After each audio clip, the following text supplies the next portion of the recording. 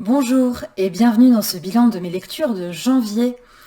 Je vais vous présenter une dizaine de livres, ça faisait longtemps que j'en avais pas présenté autant, avec des romans contemporains, un classique, un polar, un recueil de poèmes et un essai documentaire. Voilà, je ne vais pas vous faire attendre plus longtemps, c'est parti.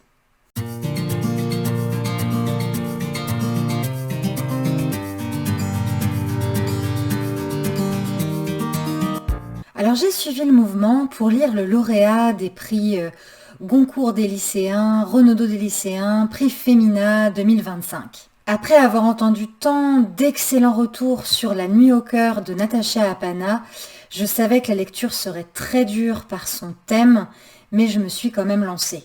Pas de surprise, l'autrice écrit excellemment bien sur ce sujet du féminicide conjugal. C'est personnel, c'est pesé, et justement ce poids des mots résonne avec une grande force. Alors maintenant vous connaissez peut-être le récit, mais Natacha Apana revient sur 2 féminicides, mais aussi sur son expérience personnelle où elle-même n'est pas passée bien loin de la mort.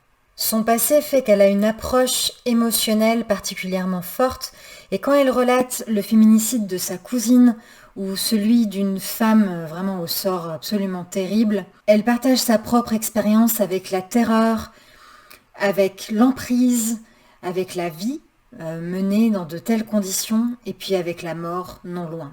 Je trouvais que la langue et la posture de l'autrice aidaient à traverser ce récit qui glace le sang vraiment. Pourtant le tout est très cru et cherche vraiment à atteindre une certaine vérité sur ce que vivent ou ont vécu les femmes. Donc pour conclure, je partage grandement l'avis de toutes celles et ceux qui ont beaucoup apprécié ce livre. Alors jusque-là, je n'avais pas cédé à la lecture d'un autre livre plébiscité par les critiques. C'est un livre que du coup j'ai finalement lu. C'est Mon vrai nom est Elisabeth d'Adèle Lyon. L'autrice enquête réellement, à base de recherches dans les archives, d'entretiens, de lecture de courriers, sur l'histoire de son arrière-grand-mère. La famille est marquée par cette femme qui avait été diagnostiquée schizophrène, qui avait été lobotomisée et qui aurait possédé des gènes à craindre. Et c'est avec beaucoup de délicatesse, sans jamais tomber dans le gros pathos que j'ai vraiment apprécié, qu'on découvre le parcours de vie complexe de cette femme. Cette enquête, c'est aussi l'occasion d'en apprendre davantage sur les pratiques dans les milieux psychiatriques des années 50 à 70, et on sait bien que ce n'était pas franchement réjouissant ce qui a pu se passer. J'ai été très émue par ce roman, vraiment, et d'ailleurs il se dévore, mais alors complètement, je l'ai complètement dévoré, et je comprends donc toutes les éloges autour de lui, et j'avoue que j'abonde complètement dans ce sens. Comme je tiens au nu les œuvres de Delphine de Vigan, je me suis jetée sur son dernier roman, Je suis Romane Monnier, paru ce mois-ci. On y suit Thomas, un homme célibataire dont la fille vient de prendre son envol et qui se retrouve en la possession du smartphone d'une femme qui disparaît. Thomas va décortiquer les informations qu'il trouve en masse sur ce téléphone et du coup apprendre de plus en plus de choses sur sa propriétaire, donc Romane Monnier. Donc évidemment, on se pose la question de savoir si c'est ça, notre réalité actuelle, où toute notre vie tient dans un téléphone portable, dans un smartphone. Mais à vrai dire, j'ai été plutôt déçue. Je n'ai pas trouvé passionnant de lire toutes ces informations de téléphone, et les vies de Thomas et même de Romane aussi ont mis quand même du temps avant de m'intéresser réellement. Le tout m'a donc plutôt ennuyée, et j'ai déploré le manque de profondeur, sauf à la fin du roman que je trouvais relevait un petit peu le tout. Toutefois, il y avait quand même de belles réflexions, notamment en ce qui concerne l'idée de vérité, mais globalement ça reste une déception. Le sujet de l'omniprésence, du numérique, des portables dans nos vies, dans notre société, me semble très important.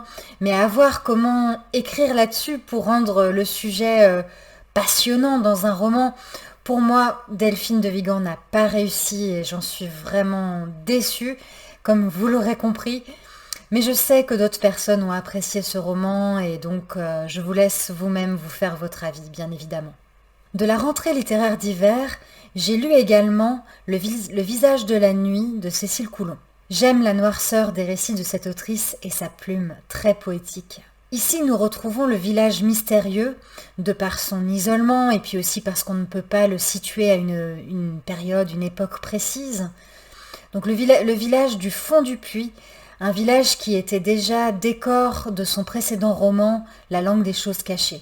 Ici va se tramer une histoire qui est non sans rappeler celle de Quasimodo dans Notre-Dame de Paris de Victor Hugo. En effet, on suit un enfant qui a le visage déformé, absolument difforme, horrible, d'une laideur incroyable. Cette face effrayante est en fait la conséquence d'une maladie et c'est le prêtre du village qui va l'adopter et le cacher dans l'église pour éviter les regards des habitants qui pourraient se montrer cruels s'ils l'apercevaient. Et là, dans ce lieu sacré, il va recevoir une éducation fournie. Il ne sortira que la nuit, il va grandir et il va se révéler être d'une grande pureté d'âme.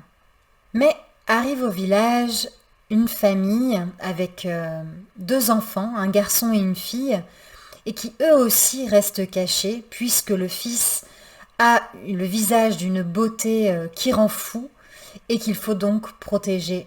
Mais la sœur et notre monstre, tel qu'il est nommé, vont se lier d'amitié et je n'en dirai pas davantage. En tout cas, c'est un conte qui va de la noirceur à la lumière, via le lieu, via les âmes.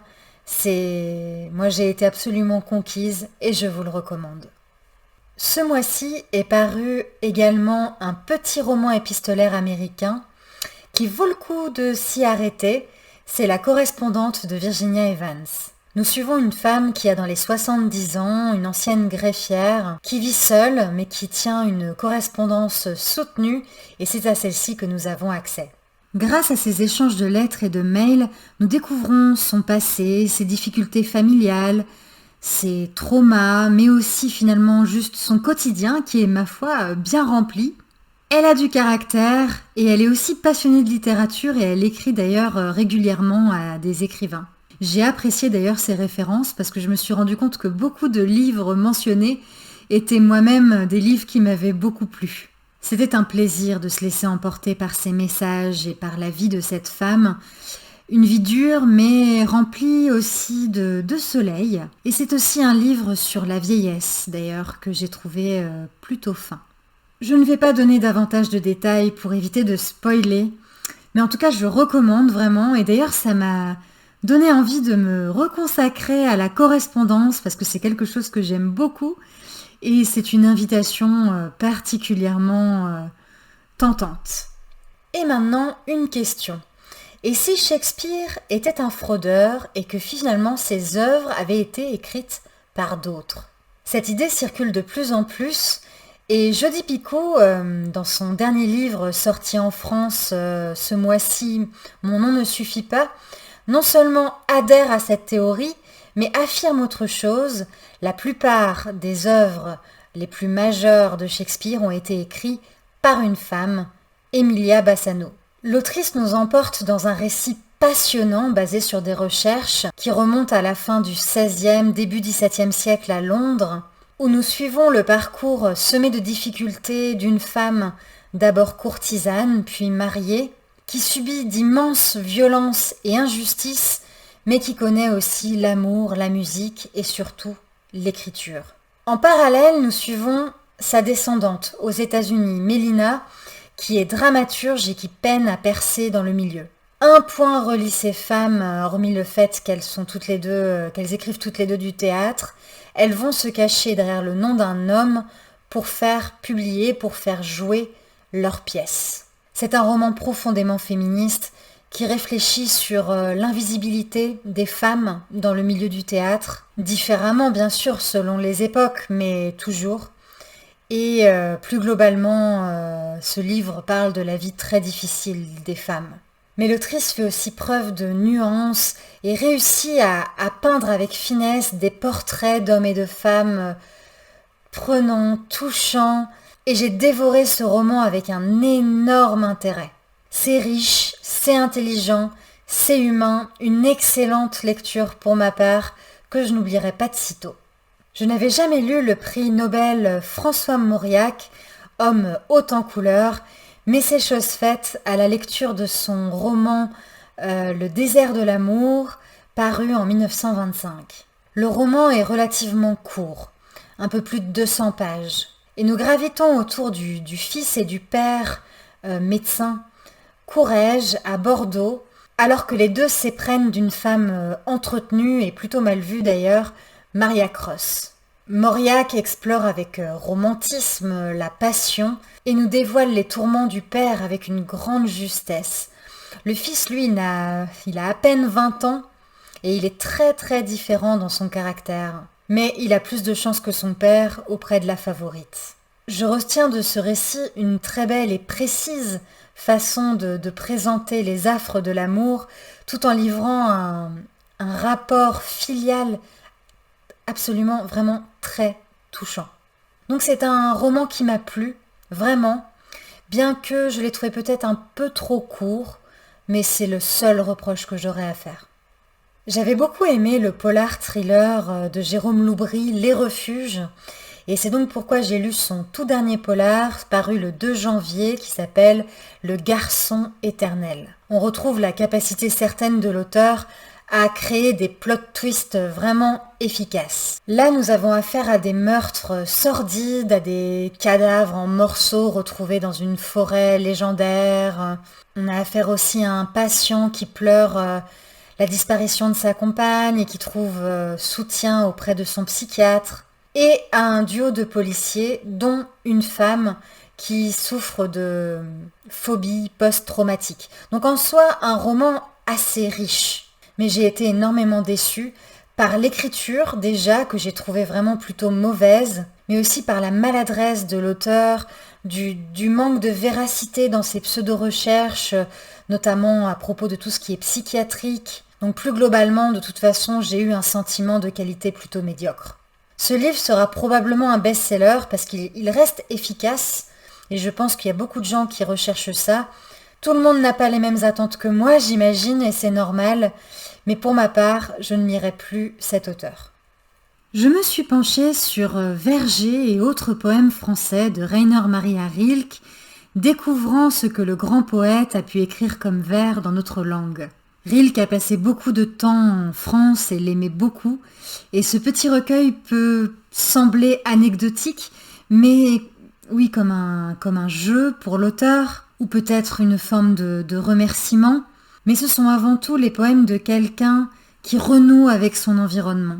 Les objets de sa chambre, un verger, des roses, des fenêtres. Ces poèmes sont des retrouvailles apaisées et glorifiantes avec ce qui entoure de manière plus ou moins discrète et qui soutient l'âme. Ce ne sont pas du tout les poèmes qui m'auront le plus touchée de Rilke, mais j'étais curieuse de le lire écrire en français et non en allemand. Même si je trouve qu'on note quand même une certaine maladresse, mais ce jugement repose surtout sur la comparaison de ses poèmes avec ses autres écrits. Donc je ne conseillerais pas de découvrir Rilke avec ce recueil-là, mais il reste intéressant. Et pour finir, je me suis intéressée à un ouvrage qui date de 2004, qui se concentre sur des découvertes neurologiques donc de l'époque à propos de nos émotions.